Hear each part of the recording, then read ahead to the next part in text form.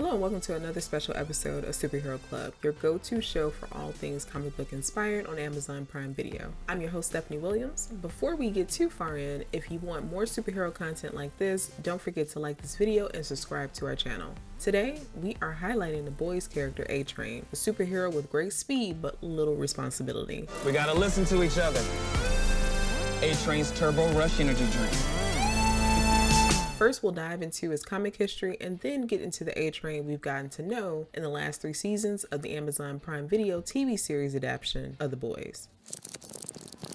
Alright, so let's get into A-Train's comic history. A-Train made his debut in The Boys #1 and one of superhero comics' most shocking character introductions. He accidentally slams a villain into Huey's girlfriend while traveling at the speed of sound, killing her instantly. While he feels bad for a brief moment, he then brushes it off as though it was just another day that ended in Y. It's all downhill running from that moment on for a guy who severely lacks empathy. Before A-Train became a member of the Seven, he was in a teenage-based superhero group called Teenage Kicks, who also makes an appearance in the TV show. His teammates included Popclaw, Blarney Cock, Gunpowder, Dognut, Shoutout, and Whack Job. He was a great fit for a team who was a stark counterpart to more conservative teams like the Young Americans. Despite having little control over his abilities, A-Train left Teenage Kicks to join the Seven after the original speedster, Mr. Marathon, was killed during the botched plane rescue attempt during the 9/11 crisis. Like in the show, in the comics, A-Train is pretty low on the respect total poll among the Seven members, which is truly a difficult feat when there is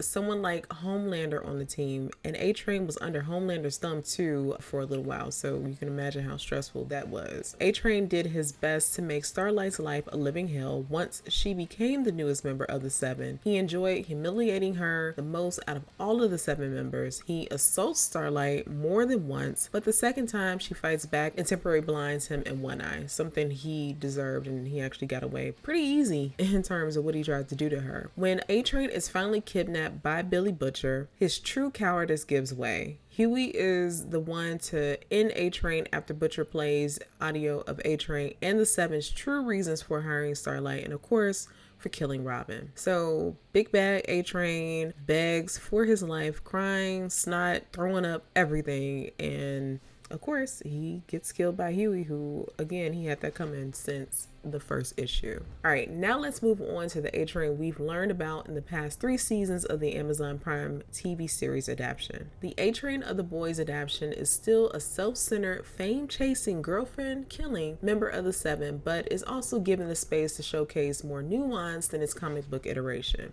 How does this not all start with you, Huey? The only difference between you and me is that I made a mistake. The shit that you did was on purpose. So who's worse? Not much information is given about A-Train's life before joining the Seven. We know that his real name is Reggie Franklin, he was born in 1987, and that he grew up poor. Like his comic iteration, A-Train also started off as a member of Teenage Kicks. It was during his time with the Teenage Kicks that he entered a relationship with Popclaw, who we meet in season 1, but unfortunately she does get killed by A-Train. Just like in the comics, A-Train also has a problem with Compound V. He abuses it. In the show, A-Train is high on Compound V when he runs into Huey's girlfriend. I can't stop.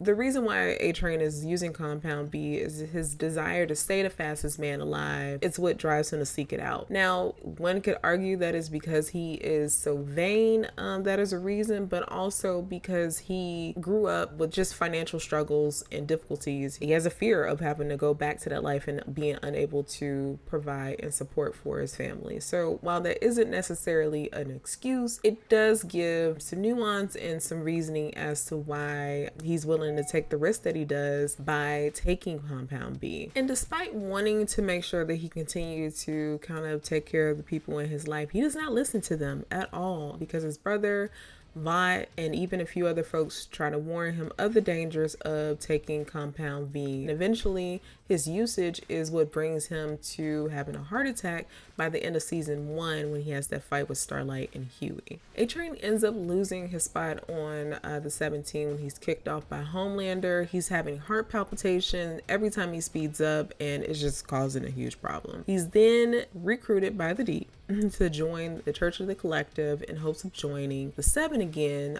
by doing so. He becomes a member again only after his replacement is killed by Victoria Newman during the events of the courtroom massacre in season 2. A-Train also helps the boys by giving them leaked info about Stormfront, but that was more so for personal reasons and not because he became a new person during his time with the Church of the Collective. The moment did show he did have room for some redemption or more complicated times ahead of him. Once A-Train is back with the Seven, he tries rebranding himself after the Dawn of the Seven movie premiere.